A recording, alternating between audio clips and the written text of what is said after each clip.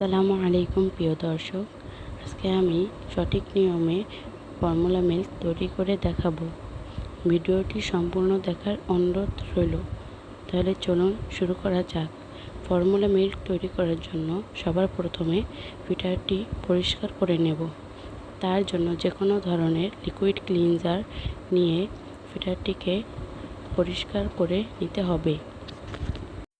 পরিষ্কার না করলে বিভিন্ন ধরনের ময়লা থেকে যেতে পারে। এরপর ফিল্টারটিকে ফুটিয়ে নিতে হবে। প্রতিদিন 2 থেকে 3 বার ফিল্টার পানি দিয়ে ফোটানো উচিত, এতে করে বিষাক্ত ব্যাকটেরিয়া এবং জীবাণু দূর হয়ে যায়। পর আমরা ফর্মুলা মিল্ক তৈরি করে নিব। আমার এখানে 20 ml এবং 40 ml এর মাঝখানে যে দাগটি রয়েছে এটি হলো 30 ml এর। প্রতি ফর্মুলা মিল্ক 1 চামচের জন্য 30 ml পানি প্রয়োজন।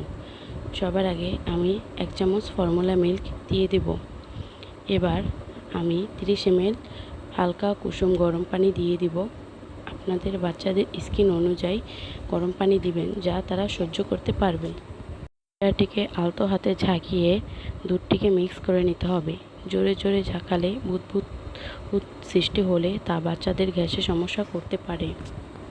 আমাদের ফর্মুলা মিল্কটি তৈরি হয়ে গেছে। ফর্মুলা মিল্ক তৈরি করার সাথে সাথেই তা বাচ্চাদের খাইয়ে দিতে হবে। পরবর্তীতে খাওয়ানো যাবে না।